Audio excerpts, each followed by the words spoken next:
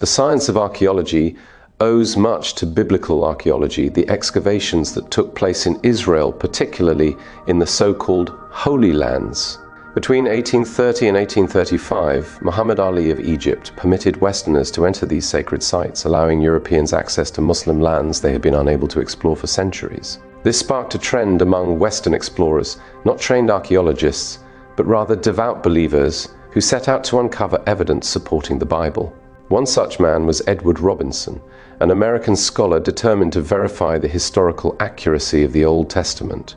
A conservative and deeply religious man, what we might call a fundamentalist today, Robinson traveled to Israel with the goal of identifying locations he had read about in the Bible since childhood. However, when he arrived, he encountered a vastly different reality. There was no Israel, only an Ottoman Arab land where place names had changed over time. Aside from Jerusalem, Robinson struggled to find any locations resembling those described in the book of Joshua or other biblical texts. Faced with this challenge, he began studying Arabic place names, searching for their origins and deeper meanings. His breakthrough came when he realized that many Arabic place names were, in fact, translations or adaptations of biblical ones. Over the course of 2 months, he meticulously documented these connections, producing what became the most comprehensive biblical map of Palestine to date. His work, linking Old Testament locations to their Arabic counterparts, was considered groundbreaking. Robinson returned home triumphant, believing he had successfully provided evidence supporting the Bible's historical claims. The next major figure in biblical archaeology was Charles Warren, a British military officer. Queen Victoria established a committee, later known as the British Archaeological Survey of the Holy Places, to fund excavations in the region. Warren, a tall and fair-skinned man, began digging near the Temple Mount, specifically around the Mosque of Omar. However, his activities alarmed the local Muslim population, who suspected him of attempting to place explosives beneath the holy site. Amid rising tensions, he was expelled. Undeterred, Warren resorted to clandestine excavations. He rented properties from locals, paid them for access to their land, and secretly dug wells to map the area. His efforts resulted in an incredibly detailed topographical record, one that remained the most accurate for nearly 2 centuries. However, Warren was not a trained archaeologist, and his lack of expertise led to the destruction of valuable artifacts. He mistakenly identified a tunnel as Hezekiah's Tunnel, or the passage used by David's soldiers, when in reality it was a natural geological formation. Despite these errors, his mapping efforts were invaluable to later researchers. The third key figure in this field was Flinders Petrie, a true archaeologist and the father of modern stratigraphic archaeology. His approach revolutionized excavation methods. Unlike his predecessors, who haphazardly dug into sites, Petrie advocated for careful layer-by-layer analysis. He introduced the method of dating sites through ceramic typology, working from the most recent layers down to the oldest. His scientific methodology laid the foundation for modern archaeological practices in the Holy Lands. Petrie's influence spurred a wave of archaeological research aimed at confirming biblical narratives. The most prominent proponent of this approach was William F. Albright, a highly skilled archaeologist but also a deeply religious man. Albright and his team excavated numerous sites, searching for evidence of biblical events. For instance, in Jericho, he identified an ancient wall and confidently declared it to be the very one destroyed by Joshua's trumpets. He published numerous books claiming that archaeological findings confirmed the biblical conquest of Canaan. However, this perspective came with a troubling contradiction. Theologically, the book of Joshua describes a divine command for total annihilation of the Canaanite population. The text states that God ordered the Hebrews to slaughter every inhabitant, destroy their sanctuaries, homes, and livestock, and leave no trace of them. Many theologians struggle with this narrative as it presents a deity commanding genocide, yet Albright and his followers saw archaeological confirmation of Joshua's conquests as a victory. Even if it validated a violent and troubling historical event. Despite these claims, one major problem remained.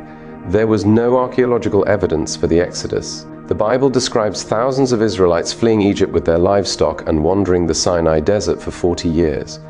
Yet no physical traces of their journey have ever been found. Egyptian records, which are typically detailed about migrations and conflicts, make no mention of such an event. Even the famous parting of the Red Sea lacks evidence, and scholars now believe the term may have been a mistranslation of Sea of Reeds, referring to the Nile Delta rather than the open sea.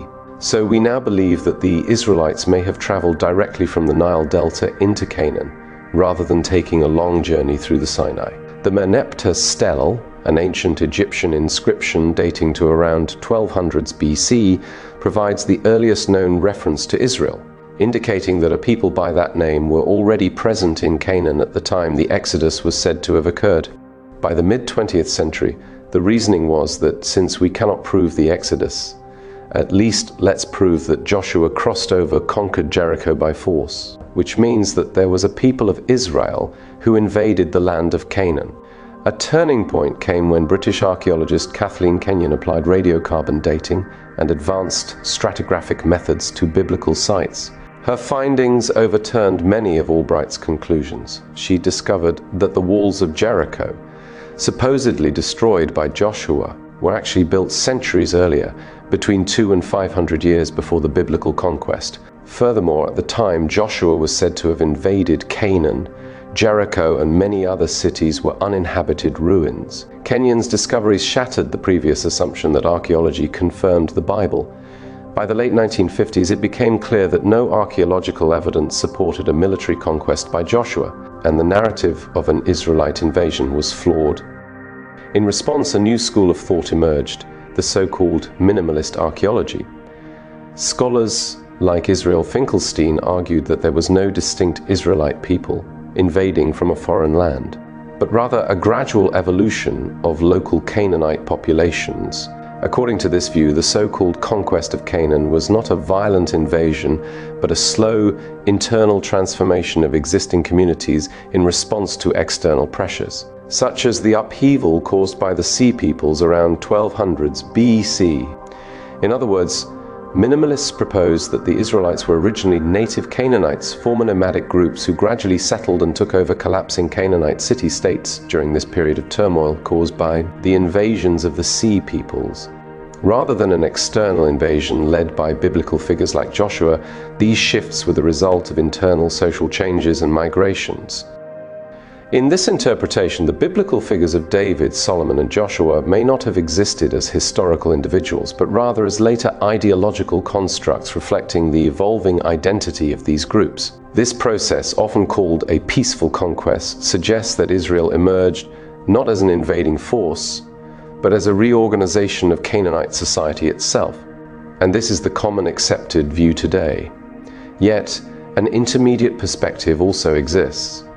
While the biblical narratives may be exaggerated or mythologized, some historical kernel must have inspired them. The question remains, if there was no Exodus, why did this story become central to Israelite identity? Some scholars propose that a small group, perhaps a single tribe, did flee Egypt, bringing with them the concept of Yahweh, a deity associated with the Bedouins of Sinai.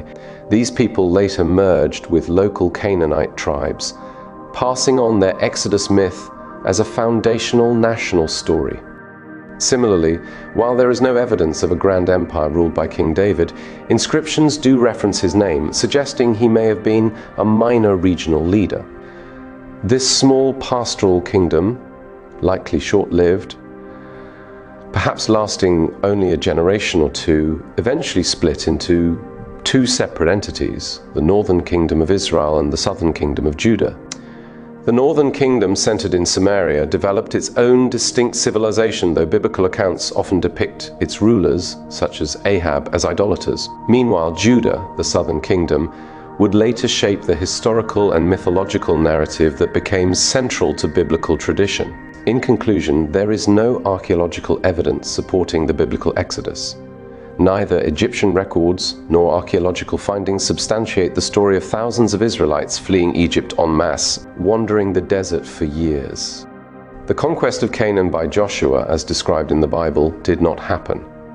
Instead, local Canaanite populations gradually took over abandoned city-states during a period of upheaval. King David likely existed, but not as the powerful ruler described in biblical texts. Rather, he was a minor chieftain whose legend grew over time and was seen by his own people as the Messiah. And even today they sing of David, the king, whose kingdom will last forever. Ultimately, archaeology does not confirm the Bible in the way early researchers had hoped. Instead, it presents a more complex and nuanced picture, one where history and mythology intertwine, shaping the identity of an ancient people.